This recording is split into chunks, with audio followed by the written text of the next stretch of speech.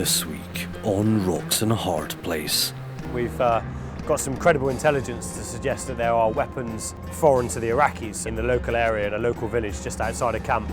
The hunt is on for illegal weapons. Word will get out. I think they'll know. The rest of the village will pick up on what we've done here.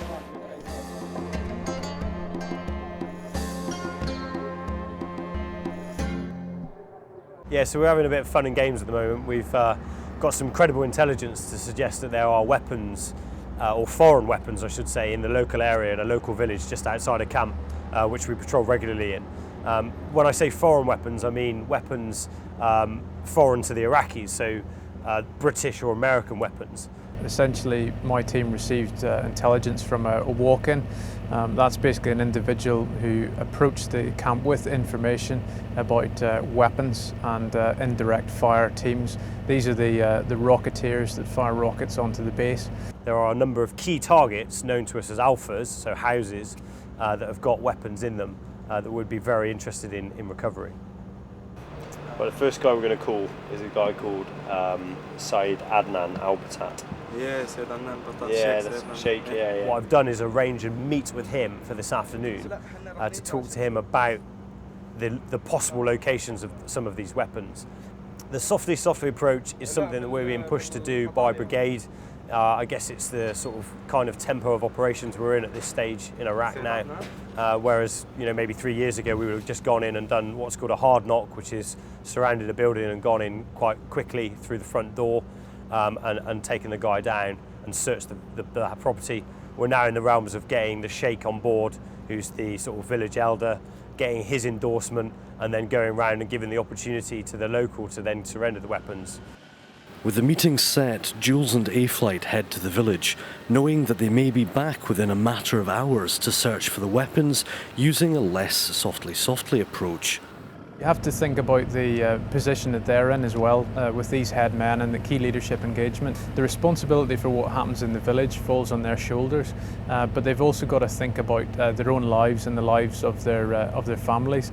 There are insurgents that live, in the immediate area. There are thieves that live in the immediate area as well. What tends to happen whenever we arrest the right people is a lot of the leadership figures come forward and say, yeah, you've got the right people. Since the British presence in Basra is a joint operation between all sections of the British Armed Forces, 2 Squadron are joined by personnel from the Army's 1st Fusiliers in the quest for intelligence about the illegal weapons. 2 Squadron got a big part in this operation, mainly because the area that the weapons are believed to be in is an area where we patrol regularly and have patrolled for the last 5 years in there. And so we have the inherent knowledge that the Army seek from us to give the operation sufficient grounding and experience to assist them in taking down these targets. In some cases we get information from them, but in many cases they weigh up the balance and they think, what's in it for me? Certainly the position we're in now suggests that the atmospherics in Basra and the surrounding area, that the vast majority of the population are actually with the government of Iraq. So really it's still a case of turning the odd blind eye rather than deliberately and helping insurgent. Definitely think I saw a shadier side to that sheikh's character in there.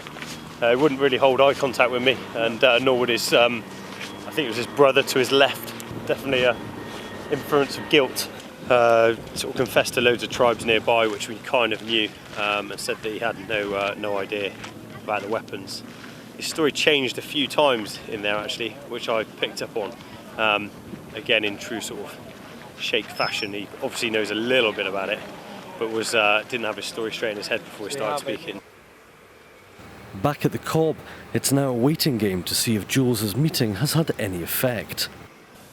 So they're all there in their best sort of clobber tee. It all went really well. It worked quite well with Colonel Paul there, because I just started the meeting off as I normally would. We're giving it all chit-chat about football, about how he was, how Basra was. And then Colonel Paul launched in there with the questions.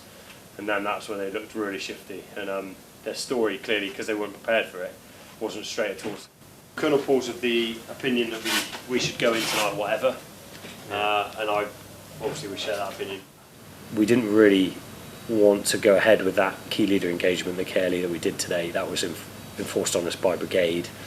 And our fear now is that that's set the hairs running, and that any possibility of us finding weapons tonight in Dinton 2 it has been lost, because they've now got, you know, whatever window it is, a 6-hour, 9-hour window to get shot of the weapons, if they haven't already got shot of them because of our previous operations in the area. So we'll see what happens, but that's the nature of the beast and the business we're in. So we'll just crack on and do as we're told, as always.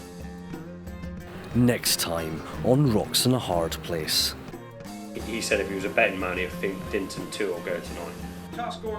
Operation Dinton 2 gets the green light. Considering he said he didn't have anything on the premises, we found quite a bit so far.